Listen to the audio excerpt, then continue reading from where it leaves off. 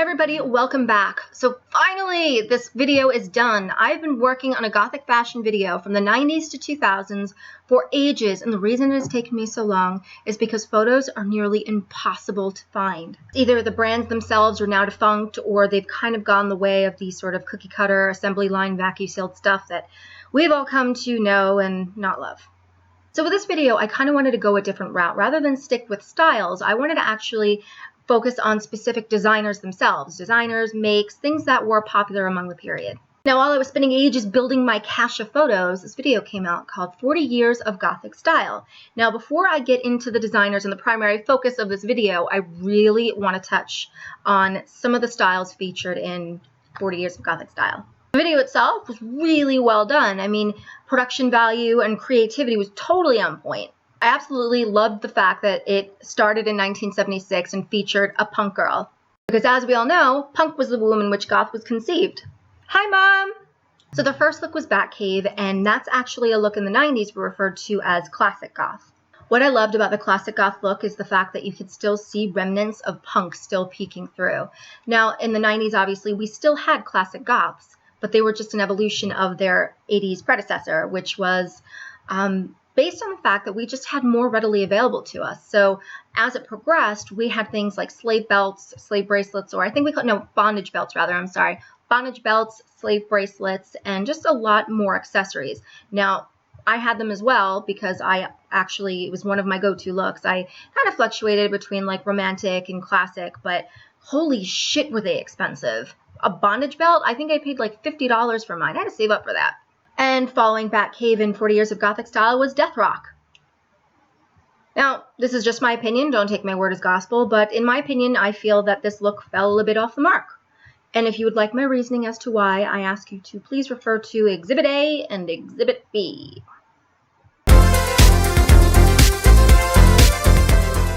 Then after that, dated as mid-90s, came Romantic, which I felt was, pretty on point. It was very begotten, very vampire, and I felt it was fairly accurate because, again, at the time, I dressed very similar. After Romantic came Cybergoth. And next up in the early 2000s was Lolita. Now, I will agree that Lolita definitely made its appearance here in the US in the early 2000s. However, it began in Japan as a subculture. So if I were to put it in a place in a timeline, it definitely would not be the early 2000s because this is not the first time we've seen this look. In the early 90s to mid-90s, we had something called Kindergoth or Kinderwhore, which was almost identical to this look, but obviously I would say Lolita is a more evolved version of that. So does it have its place in the timeline? Yes, but would it be called Lolita? No. And would I put it in the early 2000s? Nope. Again, I cannot stress enough the fact that this is just merely my opinion and by no means a criticism of the original creator of the video. Promise. Rockabilly. Oh, again, she's got pastel goth way up there in the 2000s, but something we already had in the 90s. It was called Perky Goth. And then finally, New Goth. I have to say, I don't mind it. Some of it can be a little bit over the top Halloween-y, but as for like the cloaked and flowy bits and some of the prints, I don't mind it. I like it.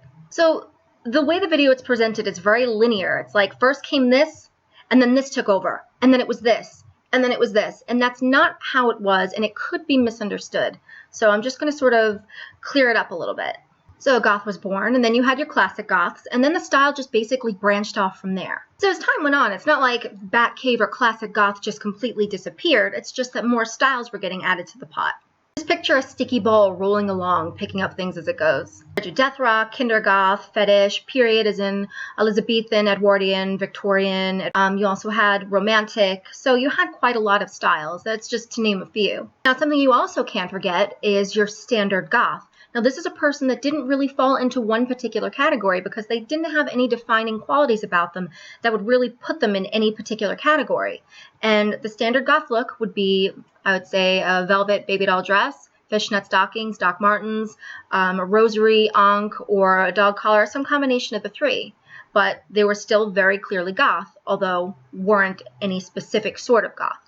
In the 90s, period fashions were very, very popular, more specifically medieval. Think Monica Richards of Faith and the Muse, or Lisa Hammer from more Syphilitca or Requiem in white. You had quite a bit of romantic styles also worked into it, but it was all peasant cuts, square necklines, lace up front, draped bell sleeves, and long dresses were favored over short. They're made from satin, velvet, brocades, and one brand that focused on this quite a bit was a brand called 90's.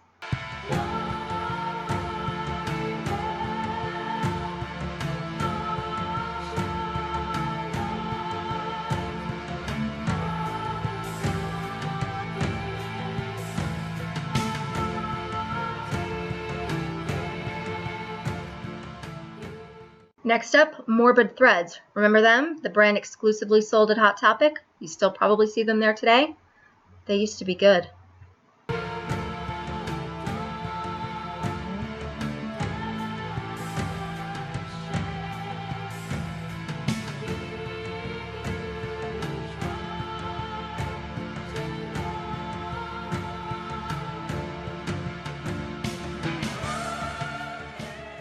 Jeanny Nitro was another designer that really focused on a period look, and I'd say, again, medieval would be more her style. She had a look that was very uniquely her own, and she ended everything in her signature trim, so it was very easy to spot something made by Jeanny Nitro. And she also always had things accented by these tiny satin, perfectly tied little bows.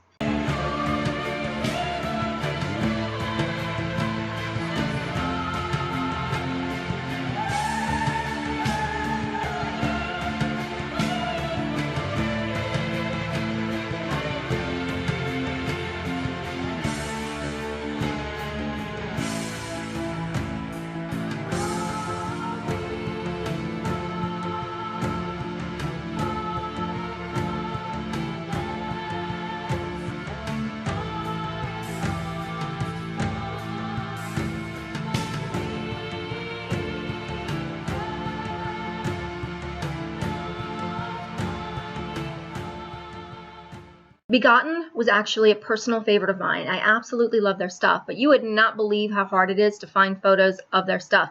However, what you will find is that they make patterns now. So anywhere that you can actually find patterns, if you sew, that is, you can go to Joann's. They have Begotten patterns there, but basically everything that they made in the 90s is now available in a pattern. So if you want them for yourself, you have a sewing machine and you can sew, there you go.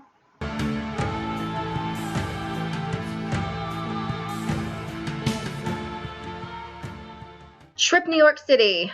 Now, sadly, they're a brand that went down the Velveeta highway pretty hard. However, back in the day, they used to be good. Now, they were the wild card because they used to produce these really cool and unique Gothic pieces, but then they would just pop up with these off-the-wall, neon, crazy styles, but they were still really interesting.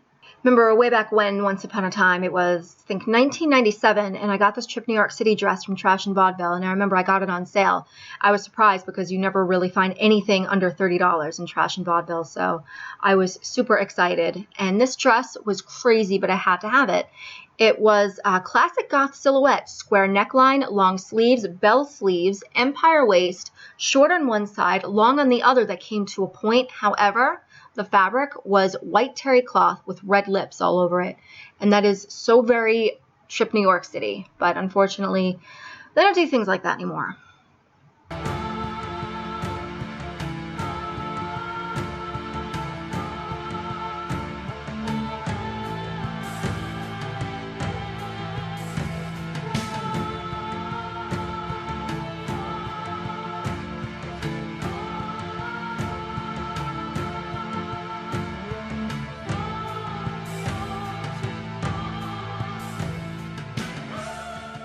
Catherine Courtney was super fetish. There were a lot of corsets, skirts, but they were done in things like transparent PVC, but there were also opaque PVCs, and we had power mesh, heavy rubber, but a lot of O-rings, a lot of garters.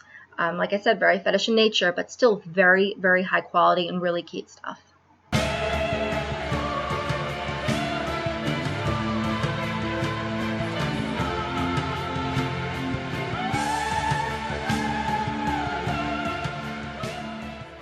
Finally, we cannot forget lip service.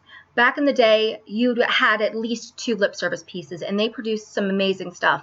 Lip service still do produce every now and again. They'll make some really cool stuff, but somewhere along the line around the 2000s, their quality really suffered. I'm not quite sure what happened, but back in the day, they made some fantastic, fantastic stuff, and I wish I still had some of the clothing that I had back then, but unfortunately, eBay happened, and I had a clothing habit to support.